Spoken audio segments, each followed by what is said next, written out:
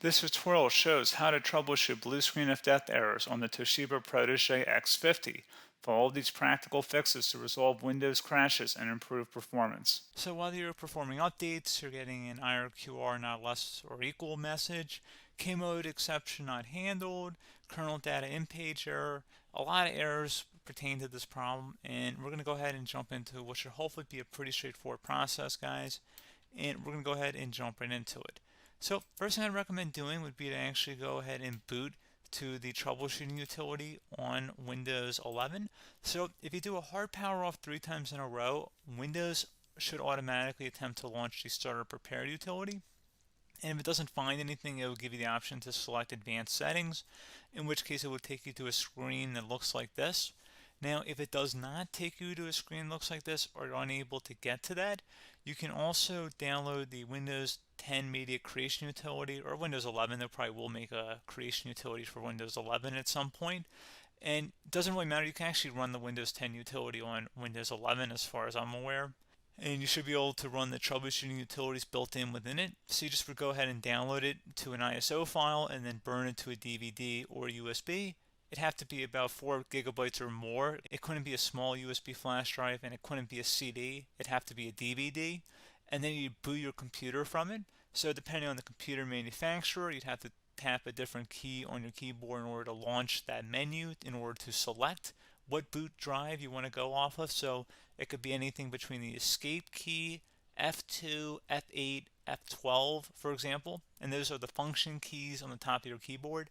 So you may have to just do a little bit of trial and error. Shouldn't take you more than a couple minutes. Googling it would probably be best before you even begin. But anyway, we're ready to go ahead and jump right into it. So we're on the choose an option page. So these will look very similar whether you're booting from it directly within Windows itself, or if you're plugged in a USB flash drive with the media creation utility installed and you selected the recovery option. So when you are setting up your Windows 11 installation or Windows 10, depending on the drive you're using, there should be an option to repair your computer in the bottom left corner of the dialog window, one of the first screens that comes up. You go ahead and select that, and then it would take you to a troubleshooting screen like you see here. And you want to go ahead and select troubleshoot, reset your PC, or see advanced options. And then there are going to be a whole bunch of options in here that we're going to explore in today's video. The first one, we're going to actually go underneath advanced options and then select startup prepare, fix problems that keep Windows from loading. So go ahead and select that first.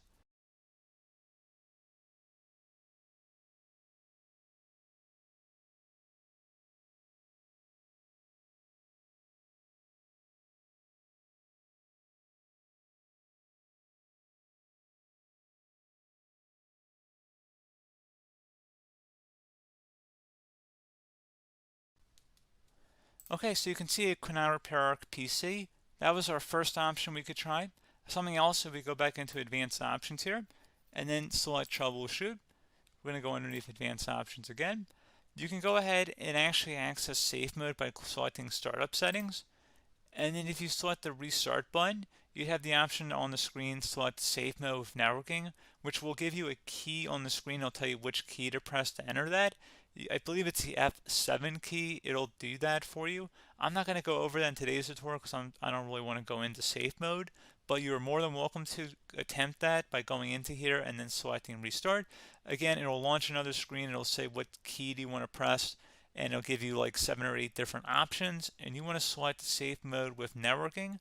There's also an option for a command prompt too, but that's going to be something we're going to cover later in this video, and we don't even have to go through that in order to access it. So that's why I'm not going to really push for that, because unless you know exactly what's causing the problem, you probably don't need to go into safe mode. Unless you're trying to recover files, in which case then you definitely can go into safe mode, but we're trying to actually recover our computer here. So I hope that makes sense.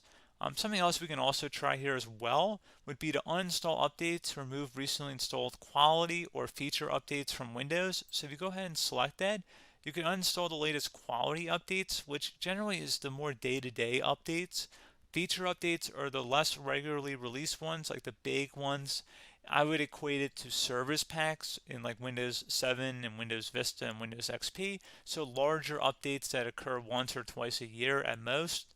And the quality updates are more just a regular update. So probably obviously depend. It'll take longer if you're going to try and uninstall the latest feature update versus quality update, and maybe you don't need to go back that far. So just giving you guys a couple of pointers with that. Something else you can also look at here, and we're going to jump into the command prompt in a little bit, but you can select System Restore, which will use a restore point recorded on your PC to restore Windows. And this is something I would highly recommend here, guys. So select Next. Assuming you have a restore point saved on your computer, you go ahead and select the most recently created one, and you'll select Next, and then you'll select the drive. You shouldn't actually have to select the drive. You can scan for affected programs, but we're going to keep it all default here, and then we're going to select Finish. So once started, System Restore cannot be interrupted. Do you want to continue? I think we're going to select yes. I don't think we have anything better to do on our computer right now, so just give it a moment here to initialize. It will take a couple minutes to run, obviously depending on how large your hard drive is and how much is saved on the System Restore point. So just give it a couple minutes here.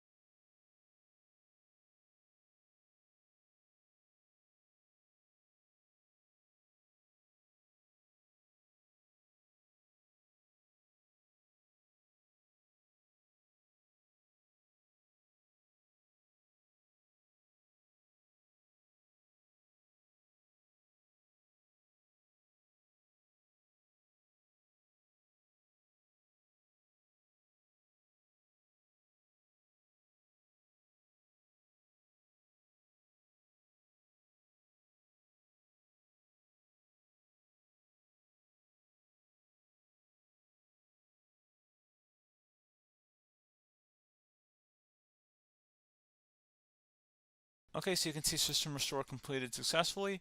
The system has been restored. Your documents have not been affected. Click the Restart button to restart your computer. Go ahead and select Restart.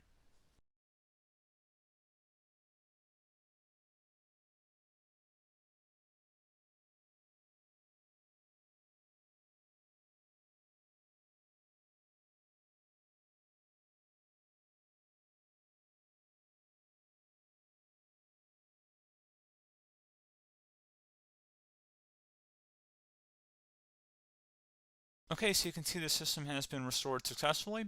We're going to go over a couple different methods in addition to that if that did not work. So I'm just going to pause the video and we're going to start back on the recovery screen that we started with. Okay, so a couple other things we can try here too. If you go back into troubleshoot, you can select reset your PC, while you choose to keep or remove your personal files and then reinstalls Windows. You can select to keep my files, which will remove apps and settings but keeps your personal files. You can also select remove everything, which will remove all of your personal files, apps, and settings. So this is more of a factory reset, the second option here.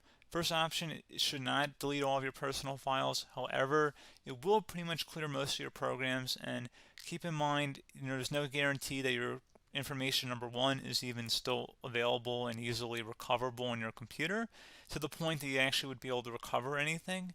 And the second point is that there's always a chance that it won't actually recover and it will just do a factory reset anyway. So there's no guarantee that actually would keep your files anyway. So I would recommend trying to get a recovery tool and backing that up first before selecting it anyway. But again, those are a couple of different options. And then something else you can try here if you go back to the choose an option. Another option, if you go underneath choose an option and select troubleshoot, advanced options, and now select where it says command prompt. Okay, so the first thing we should do is type our main hard drive here. In most cases, it should be the C drive. So you just do a C colon and then hit enter on your keyboard. So once you're underneath the C drive, we're going to type in dir and then hit enter on your keyboard. It should have program files, users, and Windows all in there. That's how you know you're in the right directory.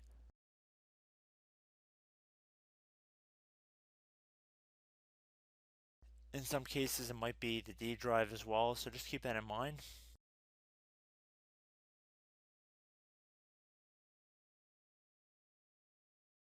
Next thing we're going to do is type in cd space /Windows /system32/config, and then you're going to hit enter on your keyboard.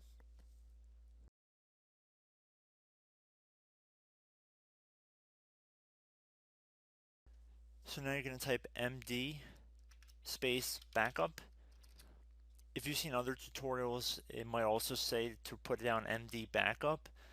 That's because the backup name is pretty common when you want to back something up. So you can name this whatever you want, doesn't have to be backup. So if you've already made a backup folder in the past, you could do backup 1, for example. So once you're done setting the name you want the backup to be called, hit enter on your keyboard again.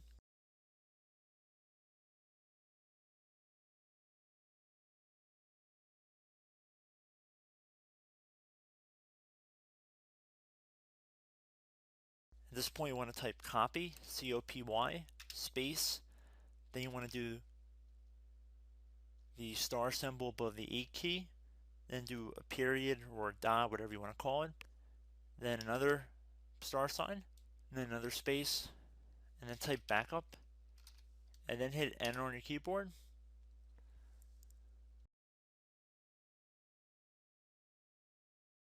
Now you want to type cd reg back, R-E-G-B-A-C-K,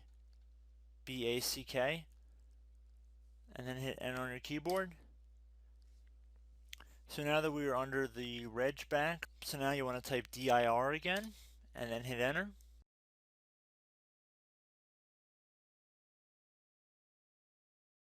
So now at this point we're going to type copy again. So copy, space, star sign, dot, another star sign, space, and then 2 dots. So we're going to type copy, space, star sign, dot, sign, star sign, dot, dot, and then hit enter on your keyboard again. So for overwrite, you want to overwrite all. So type A on your keyboard, so capital A, and then hit enter on your keyboard.